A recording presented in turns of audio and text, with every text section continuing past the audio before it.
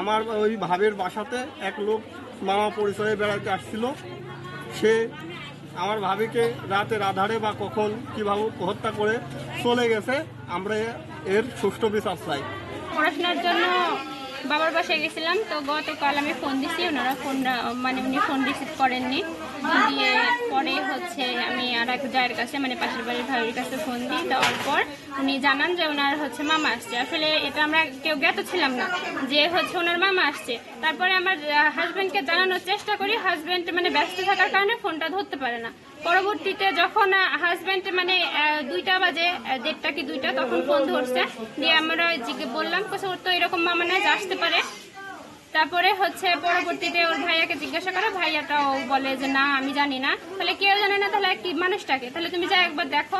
তারপরে আমি সকালবেলা কথাবার্তা বলতে বলতে রাত বয়ে গেছে। সকালবেলা আসছি দৌড়াতে দৌড়াতে, এসে তারপরে দেখি যে উনি আমাকে দরজা খুলে দিলেন, যিনি আসছিলেন। তারপরে যে আমি ঘরের ভিতরে যাওয়ার পর দেখছি যে ঘুমায় আছে।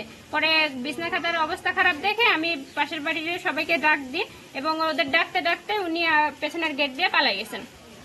তারপরে আমরা সোর শব্দ শুনে যখন আমার যাচ্ছে না, তখন আমরা দেখছি যে অন্যরকম অবস্থা এবং পাঁচটাও আর নড়ছে না।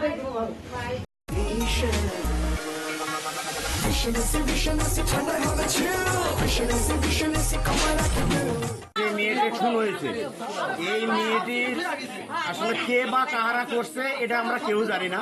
কিন্তু এখানে আসে তার বেডের মধ্যে তার লাশটা পাওয়া গেছে।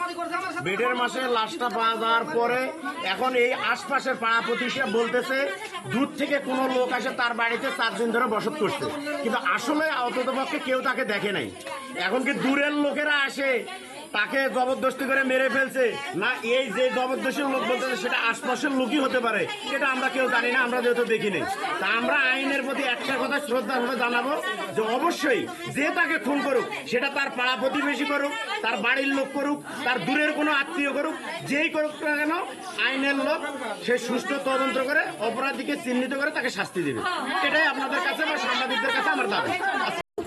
ছোট সাবাল তার শোয়া আছে, তার বিচার না লেখে আমরা কি যাবো? আপনার যে ফাঁসি চাপতে হবে আমাদের লালপুর থানাধীন তেনাচড়া গ্রামে ভোরে সংবাদ পাই যে শিউলি নামে এক মহিলার মরদেহ তার বসত ঘরে খাটের উপরে পড়ে আছে। এই সংবাদের ভিত্তিতে আমরা সেখানে দ্রুত চলে যাই। চলে গিয়ে আসলে তার মরদেহ আমরা সেখানে পাই। মোটামুটি মরদেহ আমরা সব কিছু চেক ব্যাক করে দেখতে পাই, তার কোথাও কোনো ইনজুরি মার্ক নাই। তবে এটাকে আমরা শ্বাসরোধ করে হত্যা আমরা প্রাথমিকভাবে ধারণা করতে পেরেছি।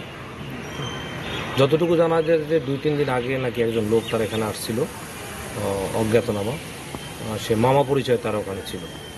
ঘটনার পরপরই তাকে অনেকে আবার ওই বাড়ি থেকে পালিয়ে যেতে দেখছি। তা আমরা তার পরিচয় শনাক্ত করার জন্য চেষ্টা চালাচ্ছি। মরদেহ আমরা ইতিমধ্যে পোস্টমর্টমের জন্য মর্গে প্রেরণ করেছি। পরবর্তী আইনগত ব্যবস্থা গ্রহণের প্রক্রিয়া দেব।